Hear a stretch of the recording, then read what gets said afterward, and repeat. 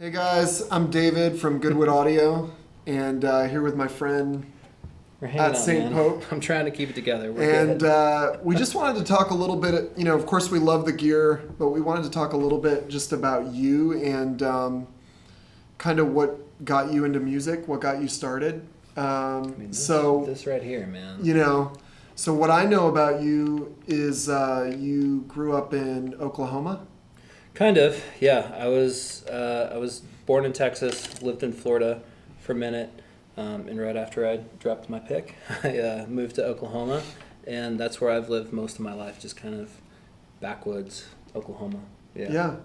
Cool. So, was there a moment growing up that you heard a song, or like, can you remember a moment as a kid where you were like, oh man, like that inspired me to play music or made me interested in instruments or whatever? Man, it's really funny. Like I think most people probably have that, but for me, it was like I can't really remember that honestly. Like all I know is I was 3 years old and I asked my parents for a guitar. And they were like, "Yeah," and they got me this little like plastic guitar, and then shortly thereafter they got me like a guitar that I could actually play. It was this like little 3/4 size like nylon guitar, and I'd played that until I was like 13. I was probably 6 years old when I figured out like, okay, like I can like one string, come up with a melody or figure out, okay, like this person, like I heard this song or, I mean, I grew up going to church my whole life. So it was mostly like, okay, like I remember this little melody from church, how do I play it on like one string? Didn't even know how to tune a guitar at that point. And then, yeah, I think I was probably 6 when I figured that out. Probably 7 or 8 when my dad got me like, do you remember those pitch pipe things? Yep. It's like a little whistle and you blow. Yeah. So that kind of taught me how to tune the guitar. And then, I mean, I took lessons from a lady at our church that was a friend of my mom's for like a year, and then was self-taught for a while. And then when I was 15, studied for a couple years under a guy that had gone and done like the Berkeley thing, and he got me like into jazz, and that was like the 2 years where I could like shred John Petrucci stuff. Okay. And then I quickly was like, this is not the kind of music that I enjoy listening to. So I was probably like 16, 17 years old when it was like, all right, like I'm just gonna, I've played long enough, I can kind of teach myself anything I want to learn. I'm just gonna figure out like what I want to play and what I want to do, and just go after the music that is in my heart. So Yeah.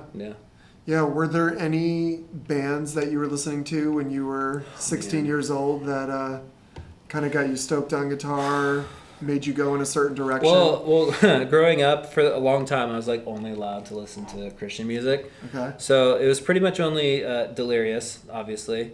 Stoogie is, you've grown up in church and you're, almost 30, Yeah. or older. Stoogie is probably your guitar hero.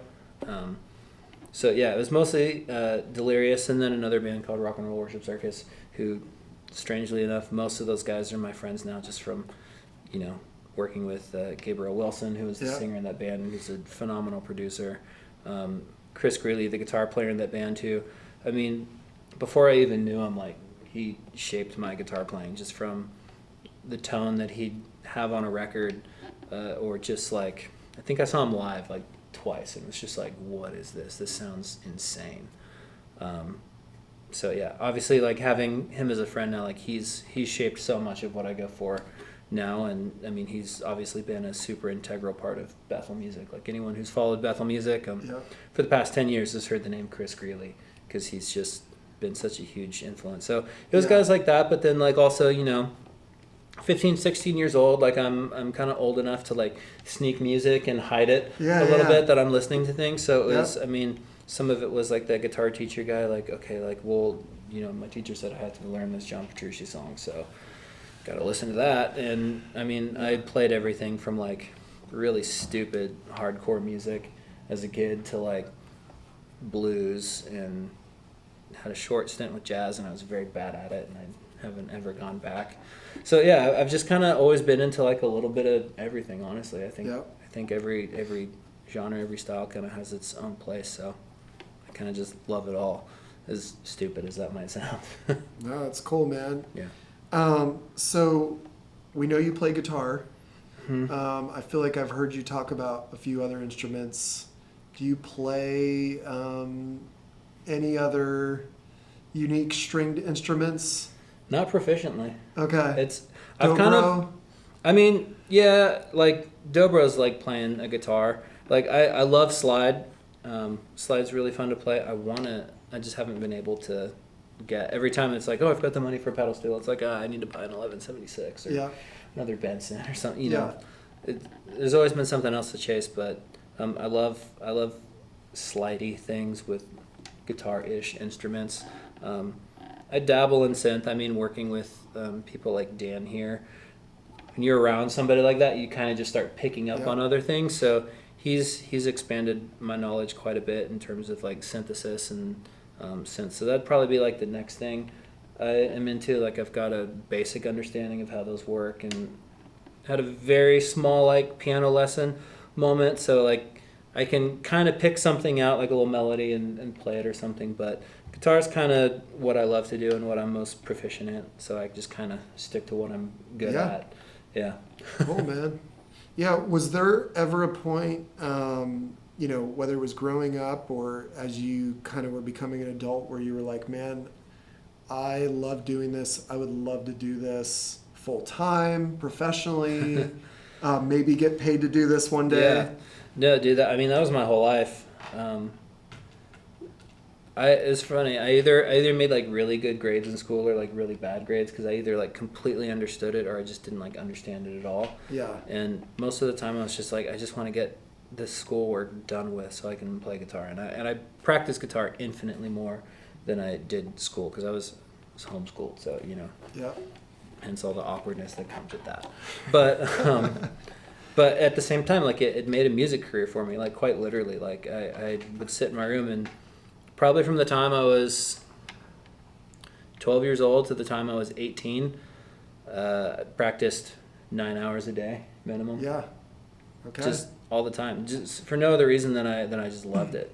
Yeah. And still do. I mean, tours as tiring as they are or whatever, like I get on the bus and I just want to like play guitar Yeah. more, and I just sit in the back lounge by myself while everyone's eating their cereal and their Chick-fil-A or whatever, Yeah. right? And I'll partake and then normally move to the back of the bus. So it's just something I've just always loved doing it for as long as I can remember.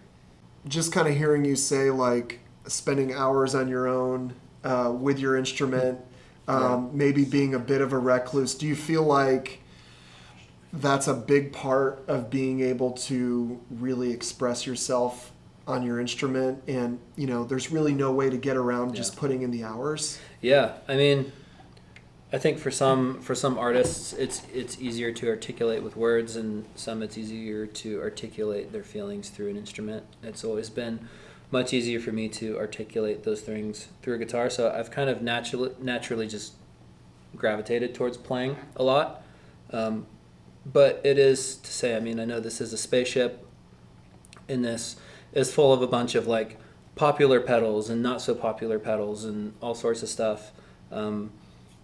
But really, like before any of this makes sense, like it's obviously practicing and playing. Yeah. Like nothing, not a single piece on this board will sound good enough to cover up like bad playing. And I know it's like you watch a video and when you're under the microscope, like it's, oh man, I'm just gonna play a bunch of A chords because I'm on the spot talking about all this stuff. It's not exactly the same creative space, but just sitting down and practicing for the sake of practicing, and whether it's scales or honestly, like I tell people all the time, I think practice the music you love to listen to. Like the whole point of this is to have fun with it. Like if this wasn't fun, I'd be doing something else. Totally, yeah. And making a living is important.